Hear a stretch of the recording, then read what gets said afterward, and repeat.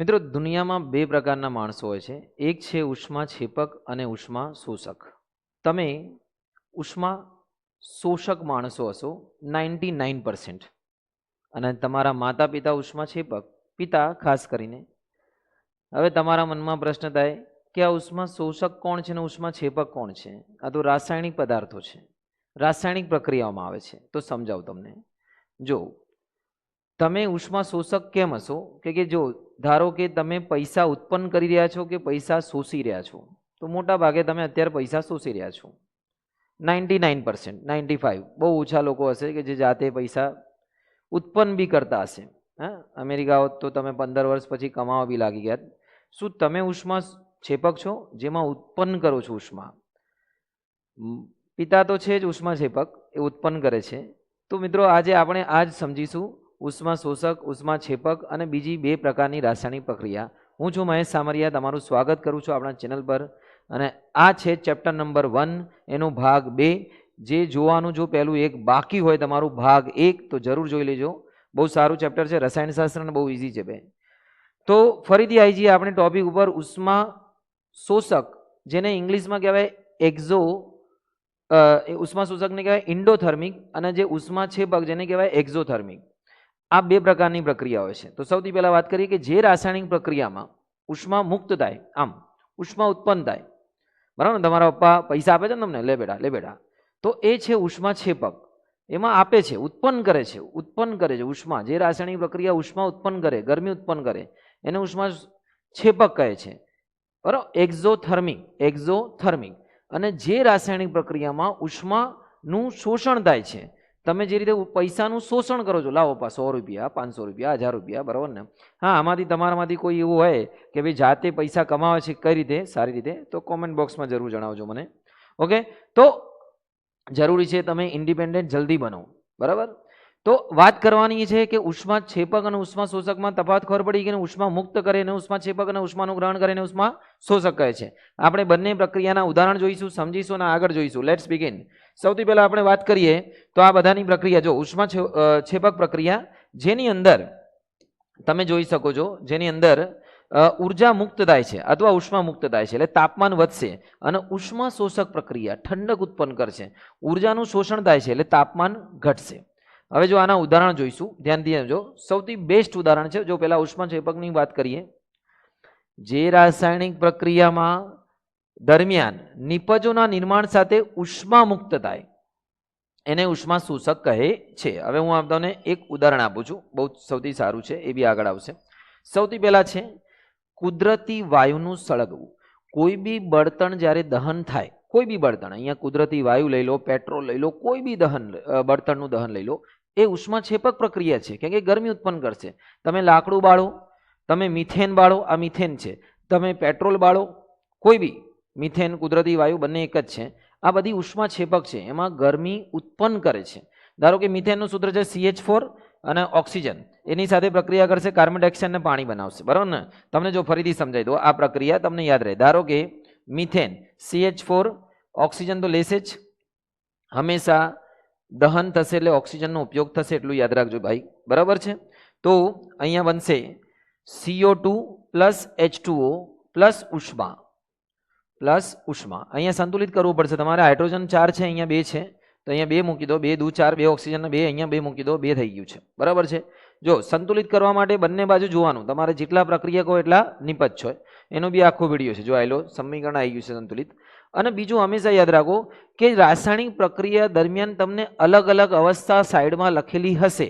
ધારો કે કોઈ બી રાસાયણિક પ્રક્રિયામાં તમને S લખેલો હોય, તો S નો મતલબ થાય છે સોલિડ. જે રીતે અહીંયા G લખેલું છે ને ભાઈ, એ રીતે S લખેલો મતલબ સોલિડ, એનો મતલબ થાય છે ઘન. જો તમારે L લખેલું હોય તો એનો મતલબ થાય છે લિક્વિડ, ઓકે, એનો મતલબ પ્રવાહી. અને જો તમારે G લખેલું હોય તો એનો મતલબ ગેસ, એનો મતલબ વાયુ. અને એક હજી છે AQ, બરાબર ને, જેને એક્વસ કહેવાય. બોલો, ઇંગ્લિશમાં એક્વસ કહેવાય ને ગુજરાતીમાં શું કહેવાય મને જરૂર કહેજો. બરાબર, જો કે ભાઈ AQ નો મતલબ શું થાય છે, બરાબર, અને છે શું. ઓકે, આગળ વાત કરીએ. એક બીજી રાસાયણિક પ્રક્રિયા છે, આપણે જે શ્વાસ લઈએ છીએ, શ્વસનની ક્રિયા ઉર્જા મુક્ત કરે છે, બરાબર ને. તમે ઓક્સિજન લો છો, અંદર જાય છે, ઓક્સિજન ગ્લુકોઝ જે છે તમે ખાધું છે એ ખાવાની અંદર ગ્લુકોઝ છે, એનું શું કરે છે? ઓક્સિજન દહન કરે છે, એને બાળે છે અને કાર્બન ડાયોક્સાઇડને પાણી ઉત્પન્ન કરે છે અને પાછી ગરમી બી ઉત્પન્ન કરે છે. તમે કોઈ બી દાડે જ્યારે બી કોઈ કાર્ય કરતા હો ને અચાનક થાકી જાઓ ને તો ખાલી એક જ કામ કરવાનું, તમારે શું કરવાનું? વચ્ચે 2 મિનિટનો બ્રેક લેવાનો અને ઊંડા શ્વાસ લેવાનો, 5-6 ઊંડા શ્વાસ અને છોડો. તો શું થાય? ઓક્સિજન બોડીમાં વધી જશે, તમારે ઓક્સિજન વધી જશે એટલે પાછું તમારું બોડી રીસેટ થવા લાગશે, એટલે થાક જલ્દી ઉતરી જશે. 5 મિનિટ કરશો ને તમે, અડધો કલાકનું પાછું તમને સ્ટ્રેન્થ મળી જશે. ઓકે, ટ્રાય કરી જજો.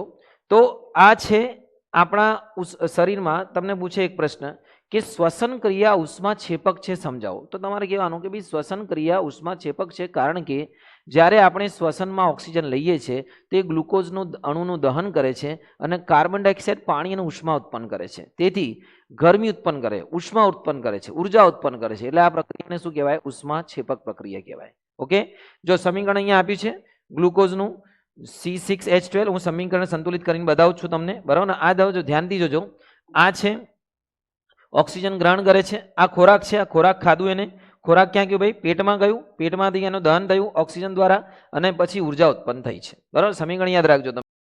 સમીકરણ મોસ્ટ ટાઈમ બી છે ગ્લુકોઝના દહનનું, ધ્યાનથી જોજો. ધારો કે આપણે સમજીએ ગ્લુકોઝ C6H12O6 અને એની જોડે લઈશું ઓક્સિજન વડે દહન થશે, એટલે તો આપણે ઓક્સિજન લઈએ છીએ. ગ્લુકોઝનું દહન થશે, કોઈ બી જાતે મોસ્ટ ઓફની બળતણની પ્રક્રિયામાં દહન થાય એટલે કાર્બન ડાયોક્સાઇડના પાણી ઉત્પન્ન થાય. CO2 પ્લસ H2O પ્લસ ઉત્પન્ન થશે ઉર્જા અથવા ઉષ્મા. ધ્યાનથી જોજો, ગ્લુકોઝમાં કેટલા કાર્બન છે ભાઈ? 6, તો અહીંયા મૂકી દો 6. ઓકે, ઓક્સિજનમાં અહીંયા કેટલા છે? CO2 બાર થઈ ગયા, ઓક્સિજનમાં અહીંયા બાર ગણી લો આને, ઓક્સિજન અહીંયા બી 6 મૂકી દો, અહીંયા બી 6 મૂકી દો, થઈ ગયું છે. અને હાઇડ્રોજનમાં બી 6 મૂકી દો, આમ તો બધી જગ્યાએ 6 જ આવશે. 6 દુ 12, 6 દુ 12, 6 દુ 12 અને 6 18, 6 દુ 12 અને 6 18. ઓક્સિજન સરદાર થઈ ગયા. ઓક્સિજન આ બાજુ 18 છે, પેલી બાજુ બી 18 છે, એટલે યાદ રાખજો. ઓકે, તો આ થઈ ગઈ છે તમારી શ્વસનની પ્રક્રિયા અથવા ગ્લુકોઝ દહનની પ્રક્રિયા. ઓકે, તમારે એટલું યાદ રાખવાનું છે. કમ્પ્લીટ. તમને પ્રક્રિયા હું લખીને બી સમજાવું છું જેથી તમને યાદ રહે. આગળ વાત કરીએ આપણે. એક બહુ જોરદાર પ્રક્રિયા છે જે થાય છે આપણે કળી ચૂનાની અંદર. કળી ચૂનો, ચૂનો ચૂનો કળી ચૂનો તમે લાયા હશો, કદાચ તમે જોયું હશે કે તમારા ઘરે કદાચ ચૂનો કરવાનો થાય, બરાબર ને? ચૂના કરવાવાળા બહુ લોકો હોય છે, ચૂનો લગાવવાળા બહુ લોકો હોય છે. એ હું તમને સમજાવીશ અત્યારે આના પછીને કોણ કોણ તમને ચૂનો લગાવી રહ્યો છે, બરાબર ને? જે અસલીમાં ચૂનો નહીં લગાવી રહ્યા પણ બીજી રીતે ચૂનો લગાવી રહ્યા છે. તો સૌથી પહેલાં આપણે વાત કરીએ, કળી ચૂનાને આપણે ઘરે લઈએ તો પાણીમાં નાખીએ છીએ કળી ચૂનાને. કેલ્શિયમ ઓક્સાઇડ, કળી ચૂનો એટલે કોણ ભાઈ? Calcium oxide. શેમાંથી બનશે બોલો? ચૂનાના પથ્થરને ગરમ કરવામાં આવે છે. જમીનમાં જે ચૂનાનો પથ્થર છે, આરસ પહાડ, એને જ સૂત્ર છે. જો જે ચૂનાનો પથ્થર છે ભાઈ CaCO3, આને તમે ગરમ કરો ભઠ્ઠીમાં તો કળી ચૂનો બનશે પ્લસ પાણી ઉત્પન્ન થશે. આટલું યાદ રાખજો. અને આ કળી ચૂનો એટલે કેલ્શિયમ ઓક્સાઇડ એ પાણીની, સોરી કાર્બન ડાયોક્સાઇડ, પાણી કહાં સે આ ગયા ભૈયા? આ છે કેલ્શિયમ ઓક્સાઇડ અને કાર્બન ડાયોક્સાઇડ ઉત્પન્ન થશે. ઓકે, આમાં આપણે ગરમી આપીશું, બરાબર ને? આ જે કેલ્શિયમ ઓક્સાઇડ છે એટલે ગરમ કરેલો ચૂનાનો પથ્થર, એને આપણે લાવીશું ઘરે, બરાબર ને? અને એને નાખીશું પાણીમાં. તો જેવું પાણીમાં નાખશો તેમાં ગરમી ઉત્પન્ન થશે. આ ઉષ્માક્ષેપક પ્રક્રિયા છે, બહુ ગરમી ઉત્પન્ન થશે. જે પાત્ર રાખ્યો છે ને એ બહુ જ ખતરનાક રીતે ગરમ થઈ જશે. ઓકે, તમારે એને અડવાનું બી, આમ થોડા દિવસ પછી એ જ્યારે ઠંડુ પડશે પછી એનાથી ચૂનો કરવામાં આવે છે. અને જો આનું સમીકરણ છે કેલ્શિયમ ઓક્સાઇડ પ્લસ પાણી, કેલ્શિયમ હાઇડ્રોક્સાઇડ, આને ફોડેલો ચૂનો કહેવાય. ચૂનાવાળા 3 ભાઈઓ છે, બરાબર ને? ચૂનાના કેટલા ભાઈઓ છે? 3 પદાર્થો છે. તમારે એટલું યાદ રાખવાનું ચૂનાના. એક તો જે છે ને સૌથી પહેલા આપણે લઈ લો, સૌથી એમના પપ્પા કેલ્શિયમ કાર્બોનેટ, જે જમીનમાંથી મળે છે. કેલ્શિયમ કાર્બોનેટ, ચૂનાનો પથ્થર, ચૂનાનો પથ્થર જેને કહેવાય લાઇમસ્ટોન. અને એને ગરમ કરશો તો બનશે કળી ચૂનો, જે તમારે મળશે બજારમાં. કળી ચૂનો, કેલ્શિયમ ઓક્સાઇડ. અને એને તમે પાણીમાં નાખશો. શેમાં નાખશો? પાણીમાં. તો બનશે કેલ્શિયમ હાઇડ્રોક્સાઇડ, જેને કહેવાય ફોડેલો ચૂનો. શું કહેવાય? ફોડેલો ચૂનો, લાઇમ વોટર. ઓકે, યાદ રાખજો. અને ફોડેલા ચૂનાને દિવાલ ઉપર આપણે લગાવીએ છીએ. ઓકે, તો આ તમને યાદ રહી ગયું. આ બી ઉષ્માક્ષેપક પ્રક્રિયા છે. કળી ચૂનાને પાણીમાં નાખવું કઈ પ્રક્રિયા છે? ઉષ્માક્ષેપક. આટલું યાદ રાખજો તમે. જો એક બીજું એક વસ્તુ સમજાઈએ કે દિવાલ ધોળવા માટે, તમે દિવાલ ધોળતા જોઈ હશે, દિવાલ દોડવા માટે ચૂનો કરવામાં આવે છે. ઓકે, અને આ ચૂનો કર્યા પછી એની અંદર ચમક આવે છે. ઓકે, ચૂનો કરવાની મેં તમને કીધું ઘણા બધા ઉદાહરણ છે. અત્યારે જે ચૂનો કરવાનું સૌથી બેસ્ટ ઉદાહરણ ચાલી રહ્યું છે એ છે સ્કૂલવાળા ચૂનો કરી રહ્યા છે, સ્કૂલવાળા ચૂનો લગાવી રહ્યા છે. વાલીઓને ચૂનો લગાવે છે સ્કૂલવાળા. કઈ રીતે લગાવે છે? વાલીઓના જે છે પેલા નાના નાના ટાબરિયાઓ છે, પહેલાથી લઈને 8મા ધોરણ સુધીના પ્રાઇમરી વાળાને, એમને ભરી ભરીને માર્ક્સ ચાલે છે. 90%, 95%, 99%. ધોરણ 1 ધોરણમાં 50 વિદ્યાર્થીઓ, એમાંથી 25 વિદ્યાર્થી તો 90% ઉપર હોય અને બાકીના 80% ઉપર હોય. સારું, કોઈ નબળો જ નથી, બધા હોશિયાર. હું એમ વિચારું કે આટલા બધા હોશિયાર હોય છે કે સારું આગળ જઈને 10મામાં ફેલ કેમ ના થાય છે, આગળ જઈને સારું કશું કરતા કેમ નહીં? આટલા બધા જીનિયસ બાળકો ભારતમાં પેદા થઈ રહ્યા છે. તેનું મેઇન કારણ છે કે માર્ક્સ આપી રહ્યા છે બિનજરૂરી. આ સ્કૂલવાળા કોને ખુશ કરવા માટે? વાલીઓને ખુશ કરવા માટે બિનજરૂરી માર્ક્સ ચાલે છે. એટલે વાલી ખુશ, ભાઈ મારો છોકરો તો હોશિયાર છે. જેવો બાળક 8માંથી 9માં આવે, એનું રિઝલ્ટ જે 85-90% હતું, સીધો 60-70% થઈ જાય. વાલી કે સારું આટલું ઓછું કેમ આવી ગયું સાહેબ? અત્યાર સુધી હોશિયાર હતો, હવે શું થઈ ગયું આને? અરે ભાઈ, એ પહેલાંથી હોશિયાર નહોતો, એ પહેલાંથી મીડિયમ હતો, એને માર્ક્સ બહુ વધારે આપ્યા છે આ લોકો. એટલે બાળકના ટકાવારી પર તમે બિલકુલ ના જશો. એને હોશિયાર એ રીતે બીજી રીતે હોશિયાર બનાવો, એને બીજી વસ્તુની નોલેજ આપો, ઓટોમેટિક હોશિયાર થશે. માર્ક્સ તો એક સ્કેમ છે. જે પ્રાઇમરીના માર્ક્સ તો બહુ ઉલ્લુ બનાવવાના ધંધા છે, બરાબર ને? બહુ બધા માર્ક્સ આપી દે છે, બહુ બધા. જેને વાંચતા બી ના આવડતું એને બી 90%, 95%. અને બધી સ્કૂલોવાળા કરે છે. વાલીઓ ખુશ, ફીસ બી આવશે, મજા આવશે અને ટેન્શન બી નહીં. ટીચર્સ બી કહે છે પેપર હું જાતે લખાઈ દો, બેટા લે તું લખી લે, બરાબર? તો આ ચૂનો લગાવવાની વાત છે એટલે મને યાદ આવી કે આ રીતે સ્કૂલો ચૂનો લગાવે છે. તો અહીંયા આપણે ચૂનો લગાવવાને સમજીએ કે આ દિવાલ પર જ્યારે ચૂનો લગાવીએ છીએ તો દિવાલ પર જ્યારે કેલ્શિયમ ફોડેલો ચૂનો લાગે છે, કેલ્શિયમ હાઇડ્રોક્સાઇડ, તે હવામાંથી કાર્બન ડાયોક્સાઇડ, આ તમને દેખાય છે ને, હવાનો કાર્બન ડાયોક્સાઇડ પાછો ગ્રહણ કરે છે અને એ ફોડેલો ચૂનો CO2 સાથે પ્રક્રિયા કરીને પાછો બનાવી દેશે ચૂનાનો પથ્થર CaCO3. આ અંદર જશે, આની અંદર. તો આ જે બની જશે, અહીંયા લખી દેવો, એ શું બની જશે? CaCO3. ઓકે, એનું પડ બની જશે અને એમાં ચમક આવી જશે. 2-3 દિવસમાં ચમકવા લાગશે. ઓકે, ચૂનો કર્યા પછી 2-3 દિવસમાં ચમકવા લાગશે. જો અહીંયા ધ્યાન આપજો કે દિવાલ પર લગાવેલા ફોડેલા ચૂનાને હવાના કાર્બન ડાયોક્સાઇડ સાથે ધીમી પ્રક્રિયા કરે છે અને 2-3 દિવસ પછી તે કેલ્શિયમ કાર્બોનેટનું સ્તર બનાવે છે, જેના પરથી તેમાં ચમક આવે છે. નોંધવા જેવી વાત છે કે આરસ પહાડ, જેની મેં વાત કરી, એનું રાસાયણિક સૂત્ર, જેને આપણે માર્બલ બી કહીએ છીએ, એ છે CaCO3. ઓકે, તો આ રીતે આ ઉષ્માક્ષેપકના ઉદાહરણ છે હતા. હવે આપણે વાત કરીશું ઉષ્મા શોષકના. હવે આપણે વાત કરીશું ઉષ્મા શોષક પ્રક્રિયા, એટલે જે રાસાયણિક પ્રક્રિયામાં ઉષ્માનું શોષણ થાય. સાદી ભાષામાં કહીએ તો તાપમાન આમાં ઘટશે. કેટલી વખત આપણે જોયું છે કે કોઈને તાવ આવ્યો હોય અને તાવ વધારે હોય તો ડૉક્ટર કહે કે ભાઈ આને મીઠાના પાણીના પોતા મૂકો. એનાથી શું થાય ખબર છે? કે જ્યારે મીઠાવાળા પાણીના પોતા મૂકવામાં આવે છે તો એ ઉષ્માનું શોષણ કરે છે, એટલે ટેમ્પરેચરને ડાઉન કરે છે, એટલે નેચરલી બોડી ધીરે ધીરે ઠંડી થવા લાગે છે, એટલે તાવનું અસર ઓછી થાય છે. તો આ બી એક ઉષ્મા શોષક પ્રક્રિયા છે. બીજી જો શોષક પ્રક્રિયા છે. બીજી પ્રક્રિયાની વાત કરીએ તો હવે એક એક ઉદાહરણ જોઈએ કે જેમાં ઉષ્માનું શોષણ થાય એટલે તાપમાન ઘટશે, એટલું યાદ રાખજો. ધારો કે આપણી સામે એક પ્રક્રિયા છે બેરિયમ હાઇડ્રોક્સાઇડ. બેરિયમ હાઇડ્રોક્સાઇડ છે BaOH2. એની આપણે પ્રક્રિયા કરીએ એમોનિયમ ક્લોરાઇડ NH4Cl. તો આ બંને વચ્ચે જ્યારે પ્રક્રિયા થશે તો આમાં બનશે, અહીંયા લખેલું છે આમ તો, બેરિયમ ક્લોરાઇડ અને એમોનિયા વાયુ બનશે અને પ્લસ શું બનશે? પાણી. હવે આમાં ઉષ્માનું શોષણ થશે, એટલે વાતાવરણમાંથી તે ઉષ્માને ગ્રહણ કરશે. ધ્યાન રાખજો, barium chloride, barium hydroxide, ammonium chloride આપશે શું? બેરિયમ ક્લોરાઇડ, એમોનિયા અને પ્લસ પાણી. આ પ્રક્રિયામાં તાપમાન -10°C જેટલું નીચું થઈ જાય છે, એટલે બહુ ઠંડક ઉત્પન્ન કરે છે. ઘણા પદાર્થો તમને ખબર છે ઠંડક ઉત્પન્ન કરે છે. એ શું કરે? આજુબાજુની ગરમીને શોષી લે, એટલે ઠંડક ઉત્પન્ન કરે છે. ઓકે, આપણને આમ ધારો કે આપણને પરસેવો આવો, એવી એક જાતની ઉષ્મા શોષક પ્રક્રિયા છે જે આપણી બોડીને ઠંડુ કરે છે. તો આગળ વાત કરીએ, રોજિંદા જીવનમાં થતી એક પ્રક્રિયાઓ છે જે છે પ્રકાશ સંશ્લેષણની ક્રિયા. પ્રકાશ સંશ્લેષણની ક્રિયા જેની અંદર એક ખાસ વસ્તુ છે કે એની અંદર 3 વસ્તુનો ઉપયોગ થાય છે પ્રકાશ સંશ્લેષણની અંદર. કઈ કઈ વસ્તુ? સૂર્યપ્રકાશ, કાર્બન ડાયોક્સાઇડ અને પાણી. આગ, પાણી और भाईजी से पंगा नहीं लेने का, એના જેવું. સૂર્યપ્રકાશનો ઉપયોગ કરીને વનસ્પતિ જમીનમાંથી પાણી અને હવામાંથી કાર્બન ડાયોક્સાઇડ લઈને પોતાનો ખોરાક બનાવે છે. આ પ્રક્રિયા છે ઉષ્મા શોષક, જેમાં સૂર્યની ગરમીનું શોષણ થાય છે. અહીંયા ધ્યાન રાખજો તમે કે આ પ્રક્રિયાની અંદર ગ્લુકોઝ નિર્માણ થાય છે, એટલે કાર્બોદિતનું નિર્માણ થાય છે.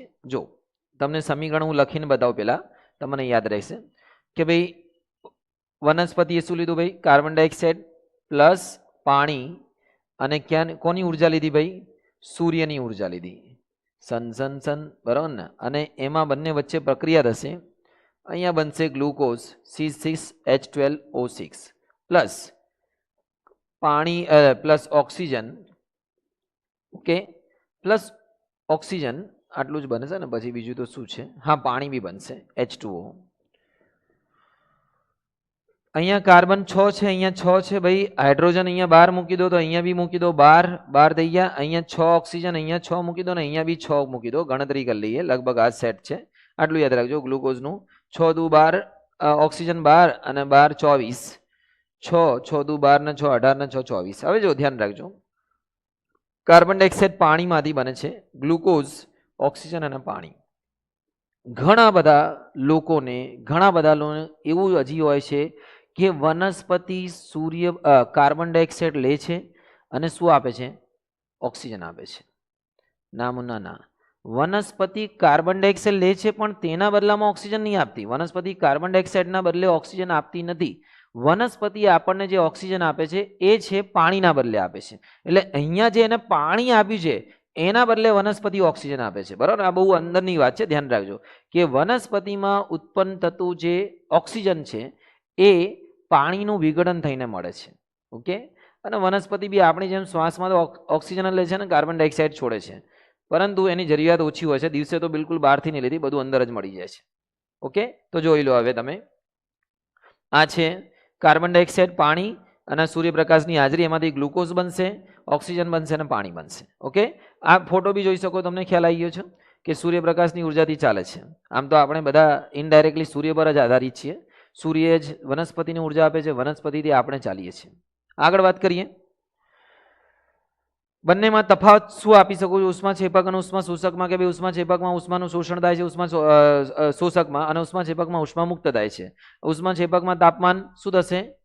ઓછું થશે. અને ઉષ્માશોષકમાં તાપમાન, એટલે ઉષ્માક્ષેપકમાં તાપમાન વધશે અને ઉષ્માશોષકમાં તાપમાન શું થશે? ઘટે છે. અને ઉદાહરણ બી આપી શકો છો. ચલો આગળ વાત કરીએ. ઓકે, હવે છે વિસ્થાપન પ્રક્રિયા.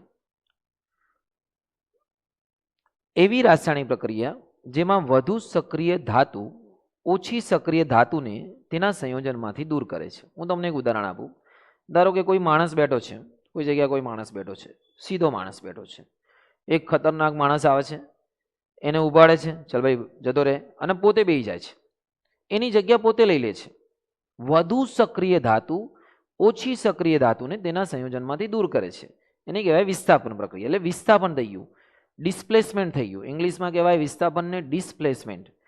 ઓકે, તો આનું ઉદાહરણ સમજીશું. સૌથી બેસ્ટ ધ્યાનથી સાંભળજો, યાદ રાખજો, હંમેશા યાદ રાખજો, વધુ સક્રિય ધાતુ ઓછી સક્રિય ધાતુને તેના સંયોજનમાંથી દૂર કરશે. વધુ સક્રિય ધાતુ પરમાણુ ઓછી સક્રિયને કરશે. ઓછું કદી વધીને વિસ્થાપન કરી શકે નહીં. ધારો કે તમારી પાસે કોપર સલ્ફેટ છે, એમાં તમે લોખંડની પ્રક્રિયા કરો. Fe એટલે શું થાય? લોખંડ. કોપર સલ્ફેટ જ્યારે લોખંડની પ્રક્રિયા કરશો તો લોખંડ છે ને ભાઈ, આ કોપર કરતાં વધારે સક્રિય છે. પેલા સલ્ફેટ જોડે કોણ લાગેલું છે? કોપર. કોપર અને સલ્ફેટનું બોન્ડિંગ થયેલું છે, બરાબર ને? તો એમાં લોખંડ આવશે. ભાઈ તું આનો ભાઈબંધ ના બનીશ, બરાબર ને? સમજી ગયા ને? આ ભાઈબંધી જેવું સમજીને રાખો તમે. તો કે આ મારો, તું આનો ભાઈબંધ નહીં, હવે હું આ તારો ભાઈબંધ. આને હટાવશે, ચલ ભાગ ભાઈ. તો અહીંયા બની જશે FeSO4 અને અહીંયા કોપર છૂટું થઈ જશે, કોપર એકલો થઈ જશે. સમજ્યા તમે મારી વાત? વધુ સક્રિય ધાતુ કોણ છે? અહીંયા Fe છે, કોપરને દૂર કરે છે. હવે ધારો કે કોપર સલ્ફેટ જોડે તમે એનાથી ઓછી સક્રિય ધાતુ લીધો, Ag લેશો, તો નહીં દૂર કરે, કે Ag છે સિલ્વર, એ કોપર કરતાં ઓછી સક્રિય ધાતુ છે, તો એનું વિસ્થાપન નહીં કરી શકે. વધુ સક્રિય ધાતુ ઓછી સક્રિય ધાતુને તેના સંયોજનમાંથી દૂર કરે છે અને વિસ્થાપન પ્રક્રિયા કહે છે. હવે તમે કહેશો કે અમને ખબર કરી પડશે કે વધુ કોણ છે, સક્રિય ઓછી કોણ છે? એની આખી લાઈન હોય છે, એ તમે મોઢે કરશો, ચેપ્ટર નંબર 3માં બી આવશે, એ આવશે, એટલે તમને ખબર પડી જશે કે ભાઈ કોપર વધારે સક્રિય કે સિલ્વર વધારે સક્રિય. નાનકડી લાઈન છે. ઓકે, આગળ વાત કરીએ, અહીંયા એક ઉદાહરણ જોઈ લો તમે. આ જ ઉદાહરણ મેં અત્યારે કીધું તમને. આ લોખંડની કિલ્લી છે અને આ જે દ્રાવણ છે એ છે કોપર સલ્ફેટનું. કલર કયો કલર બોલો? કોપર સલ્ફેટનું દ્રાવણનું કયું કલર છે ભાઈ? આ છે કયો? લીલો, બ્લુ, ભૂરાશ પડતો લીલો, બ્લુ જેવો લાઇટ, આમ બ્લુ અને લીલાનો મિક્સર, બ્લુ આઈઝ, બરાબર ને? તો આ કલર છે આનું ભાઈ. ચાલ ના ભાઈ, બ્લુ કલર જેવો છે આ. હવે આની અંદર આપણને નાખીએ છીએ લોખંડની ખીલ્લી. હવે લોખંડની ખીલ્લી આની અંદર જશે તો બ્લુ કલરના જેના લીધે છે, કોપરના લીધે, એને દૂર કરશે. તો કોપર આના પર આવી જશે, કોપર છૂટું થશે અને રહી જશે બ્લુ કલરમાંથી જે કોપર નીકળી ગયું, તો હવે એનો રંગ લીલો થઈ જશે. શું થઈ જશે? લીલો. જો ખીલ્લી કથ્થઈ રંગની થશે અને દ્રાવણનો રંગ ભૂરો ઝાંખો થઈને આછો લીલો થાય છે. લાઇટ ગ્રીન થઈ જશે, આછો લીલો. તો આવું કેમ થયું ખબર પડી ગઈ તમને? આવું એટલા માટે થયું કે લોખંડની ખીલ્લીએ આની અંદર કોપર સલ્ફેટની અંદર રહેલા જે કોપર છે એનું વિસ્થાપન કર્યું, એને દૂર કર્યું. બહુ ઇઝી છે. ઓકે, એનું સમીકરણ મેં તમને સમજાવ્યું. આગળ વાત કરીએ બીજું છે રોજિંદા જીવનમાં ચાંદીનું શુદ્ધિકરણ. સિલ્વર બહુ મોંઘી છે અત્યારે તો. આ છે વ્હાઇટ કલરનું જે તમને દેખાય ને ભાઈ, એ સિલ્વર નાઇટ્રેટ છે. Silver nitrate. અને અહીંયા આપણે મૂકી દીધું છે કોપર. કોપરનું આ પટ્ટી છે, ધીસ ઇઝ કોપર. તમે જોઈ શકો છો કોપર જ્યારે સિલ્વર નાઇટ્રેટમાં મૂકીશું આપણે, તો કોપર શું કરશે? આ સિલ્વરને દૂર કરશે કે ચલ ભાગ, હું તારા કરતાં વધારે તાકાતવર છું એટલે તું જતો રહે અહીંયાથી. તો કોપરથી અહીંયા જતો રહેશે એટલે કોપર નાઇટ્રેટ બનશે. CuNO3 ટ્વાઇસ, કે આની સંયોજકતા 2 છે. અને પ્લસ સિલ્વર બાપડો અલગ થઈ જશે, બરાબર ને? તો અહીંયાથી સંતુલિત કરો, 2 અહીંયા આવશે. નાઇટ્રેટના 2 મૂકી દો, અહીંયા બી 2 મૂકી દો, થઈ ગયું. તો અહીંયા તમને પૂછે સિલ્વર નાઇટ્રેટ અને કોપરમાં વધારે સક્રિય કોણ છે? કોપર છે, બરાબર ને? પેલા કોપર સલ્ફેટ અને લોખંડમાં વધારે સક્રિય કોણ હતું? લોખંડ હતું, Fe, બરાબર ને? પણ આમાં વધારે સક્રિય કોપર છે. એટલે કોપર સિલ્વર નાઇટ્રેટમાંથી સિલ્વરનું શું કરી શકે છે? વિસ્થાપન કરે છે, તેના સંયોજનમાંથી દૂર કરે છે. અને આ તમે જોઈ લો, સિલ્વર અલગ થઈ ગયું છે, આ ચાંદી શું થઈ ગયું છે? અલગ. આ દ્રાવણમાંથી નીકળેલી છે અંદરથી. તો મિત્રો વિસ્થાપન પછી છે દ્વિવિસ્થાપન. વિસ્થાપનની અંદર જે એક સંયોજન દૂર કરતો તો બીજાને, દ્વિવિસ્થાપનમાં અહીંયા થાય છે 2 વચ્ચે પ્રક્રિયા. એટલે મતલબ જે રાસાયણિક પ્રક્રિયામાં આયનોની આપલે થતી હોય એને દ્વિવિસ્થાપન કહે છે. સાદી ભાષામાં કહીએ તો વિસ્થાપનમાં એક ધાતુ બીજાને હટાવીને પોતે લાગી જતો હતો ને પેલું ધાતુ અલગ થઈ જતી. અહીંયા છે ને સિમ્પલી સમજાવું કે સમજી લો કે 2 માણસોની જોડી છે, બરાબર ને? પેલા 2 જણ ગરબા ગાઈ રહ્યા છે, સામે બીજા 2 જણ ગરબા ગાઈ રહ્યા છે, બરાબર ને? તો કપલ છે, તો એ લોકો શું કરે? ગરબા ગાતા પછી કે ભાઈ જોડી ચેન્જ કરી દે છે કે ભાઈ આ વ્યક્તિ બીજા વ્યક્તિ જોડે ગરબા ગાવા લાગે ને આ વ્યક્તિ બીજા જોડે. તો આ થઈ ગયું દ્વિવિસ્થાપન. જ્યારે એક વિસ્થાપનમાં કેવું છે કે 2 વ્યક્તિ છે એ ગરબા ગાઈ રહ્યા છે, ત્રીજો વ્યક્તિ જોઈ રહ્યો છે, તે આવે છે અને પેલા વ્યક્તિને હટાવે છે કે હું ગરબા ગાઈશ. તો આ થઈ ગયું એક વિસ્થાપન. હવે આ તમે ઉદાહરણ જલ્દી સરળતાથી સમજે. દ્વિવિસ્થાપનને સમજી. અહીંયા ધારો કે આપણી પાસે આ આકૃતિ છે, આની અંદર તમે જુઓ કે આની અંદર આપણે સમજી લો કે આ A છે, આ B છે, આ C છે અને D છે. તો આ બંને પેલા ગરબા ગાતા હતા, A અને B, અને C અને D ગરબા ગાતા હતા. પછી એ લોકો શું કરે કે ભાઈ હવે ચેન્જ કરીએ. તો A જોડે કોણ ગરબા ગાવા લાગે છે? D. જો રેડ જોડે યલો આવી ગયું છે, આ રહ્યું. A જોડે D આવી ગયું છે અને આ જે C જોડે કોણ આવી જાય છે? B આવી જાય છે. તો આ થઈ ગયું છે દ્વિવિસ્થાપન. તો જે રાસાયણિક પ્રક્રિયામાં, એની વ્યાખ્યા બોલવી તો તમે બોલી શકો છો કે જે રાસાયણિક પ્રક્રિયા દરમિયાન પ્રક્રિયકો વચ્ચે આયનોની આપલે થતી હોય છે. કોની વચ્ચે? પ્રક્રિયકો વચ્ચે આયનોની આપલે થાય તેને કહેવાય દ્વિવિસ્થાપન પ્રક્રિયા. ઓકે, ચલો આગળ વધીએ અને ઉદાહરણ જોઈએ. ચલો સૌથી બેસ્ટ ઉદાહરણ છે આ રહ્યું. સોડિયમ સલ્ફેટ છે. આપણી પાસે આ 2 કસનળી છે. આ કસનળીની અંદર ભરેલું છે સોડિયમ સલ્ફેટ એટલે Na2SO4 ભરેલું છે. બીજી કસનળીમાં ભરેલું છે બેરિયમ ક્લોરાઇડ BaCl2. આ બંનેનું ધ્યાનથી આકૃતિમાં જો, બંને પ્રવાહી સ્વરૂપે છે. આવું એટલા માટે કહું છું કેમ કે આગળ સમજાવું કે જ્યારે 2 દ્રાવણો જે પ્રવાહી સ્વરૂપમાં હોય એમની વચ્ચે રાસાયણિક પ્રક્રિયા કરવામાં આવે અને એમાંથી એક પદાર્થ મળે છે જે ઘન અવસ્થામાં આવી જાય. જાદુ મતલબ પ્રવાહીને ભેગા કરીએ ને ઘન બની જાય, તો એને શું કહેવાય છે? એને કહેવાય અવક્ષેપન. અવક્ષેપન પ્રિસિપિટેટ, બરાબર ને? ઇંગ્લિશમાં એવો શબ્દ છે પ્રિસિપિટેટ, સમજ્યા? છે પ્રવાહી जब तक हाथ में छे प्रवाही पण जेवो अंदर मिक्स करिए तो अंदर घन पदार्थ बनी जाए जादू। तो आ थई गयुं अवक्षेपण अने आ अवक्षेपण जोवा मळशे तमने कई प्रक्रियामां द्विविस्थापनमा डबल डिस्प्लेसमेंट। ओके चलो आने समजावुं तमने शुं थाय छे द्विविस्थापनमा। आ Na कहेशे आ Na ने SO4 ની જોડી છે ગરબા ગાઈ રહ્યા છે અને બેરિયમ અને ક્લોરીન ની જોડી છે ગરબા ગાઈ રહી છે। હવે કહે છે ચલો ભાઈ આપણે બંને એકબીજાની જોડી જોડે બહુ ગરબા ગાય હવે ક્રોસ જોડી બનાવી દઈએ। તો અહીંયા Na જોડે આવી જશે Cl જોડે અને BaSO4 જોડે તો અહીંયા બનશે ભાઈ બેરિયમ સલ્ફેટ અને પ્લસ બનશે સોડિયમ ક્લોરાઇડ વીળુભાઈ સોડિયમ ક્લોરાઇડ। Okay complete. તો ધીસ ઇઝ અવર આન્સર। અહીંયા બની ગયું છે બેરિયમ સલ્ફેટનું ઘન ક્ષાર બની જશે જે તમે જોઈ શકો છો। જો હજી એક ફોટો બતાવું તમને આ ફોટાને ધ્યાનથી જો આ થઈ ગયું છે આ તમારું છે બેરિયમ સલ્ફેટનું ઘન ક્ષાર જેને અવક્ષેપ કહેવાય। શું કહેવાય બગા અવક્ષેપ।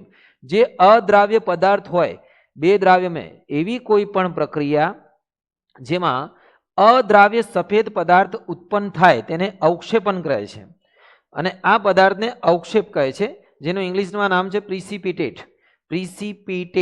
ओके आ प्रिसिपिटेट है अवक्षेपण। અને બીજા બી ઉદાહરણ છે અવક્ષેપણના। જો આ ઉદાહરણ ચેક કરો ધારો કે આપણે તમને ગણતરી કરીને બતાવો આપણી પાસે છે લેડ નાઇટ્રેટ હું તમને સમજાવું લેડ નાઇટ્રેટ અને આપણી પાસે છે પોટેશિયમ આયોડાઇડ। પોટેશિયમ શું કહેશે લેડને કે ભાઈ ચલ ભાઈ આપણે જનને અદલા બદલી કરીએ આયનોની આપલે કરીએ। બોલો શું કરીએ આયનોની આપલે। જે રાસાયણિક પ્રક્રિયામાં પ્રક્રિયકો વચ્ચે આયનોની આપલે થતી હોય તેને દ્વિવિસ્થાપન કહે છે। આયનોની આપલે કરશે અહીંયા આવી જશે Pb અહીંયા આવી જશે તો અહીંયા બનશે PbI2 અને પ્લસ બનશે પોટેશિયમ નાઇટ્રેટ KNO3। તમે આને સંતુલિત કરી શકો છો બે ને આ બધું મૂકી શકો છો એ રીતે। જો અહીંયા સિલ્વર નાઇટ્રેટ છે સિલ્વર નાઇટ્રેટ તમને દેખાતું હશે મોટું કરી દઈએ આ સિલ્વર નાઇટ્રેટ છે। આ સિલ્વર નાઇટ્રેટ અહીંયા સોડિયમ ક્લોરાઇડ છે તો સિલ્વર સોડિયમને હટાવશે તો અહીંયા સોડિયમ લાગી જશે અને એને અહીંયા આવશે તો અહીંયા બનશે સિલ્વર ક્લોરાઇડ અને sodium nitrate cross connection very simple છે। તો આ બધા ઉદાહરણ છે દ્વિવિસ્થાપનનું। ઓકે તો એક વિસ્થાપન અને દ્વિવિસ્થાપનમાં તમારે તફાવત બોલો તો શું બોલી શકો છો કે એક વિસ્થાપનની અંદર વધુ સક્રિય ધાતુ ઓછી સક્રિય ધાતુને દૂર કરે છે જ્યારે આ રહ્યો તફાવત બરાબર ને। જ્યારે દ્વિવિસ્થાપનમાં આયનોની આપલે થાય છે એક વિસ્થાપનમાં તફાવત સક્રિય ધાતુ વચ્ચે તફાવત હોવો જોઈએ સક્રિયતાનો તફાવત હોવો જોઈએ એટલે એક વધારે સક્રિય અને એક ઊંચી સક્રિય હોવી જોઈએ કયા વિસ્થાપનમાં એક।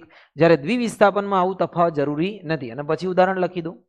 ઓકે તો આની સાથે આપણા બે ટોપિકો આ પૂરા થાય છે। હવે ટોપિક જે ત્રીજો ટોપિક રહ્યો છે આપણે નેક્સ્ટ વિડીયો નંબર 3 માં જોઈશું અને આપણે તમે વિડીયો કેવો લાગ્યો મને જરૂર જણાવજો। બહુ કામના વિડીયો મળશે મિત્રો। જો તમે ચેનલ પર નવા હો તો સબસ્ક્રાઇબ જરૂર કરશો। તમને પૂરી તૈયારી અમે કરાવીશું મેથ્સ અને સાયન્સની અને બીજા વિષય બી ટ્રાય કરીશું। ઓકે એટલે સબસ્ક્રાઇબ કરવાનો બેલ આઇકન તમે દબાવી દેજો બરાબર ને। હું છું મહેશ સામરિયા સાઇનિંગ ઓફ।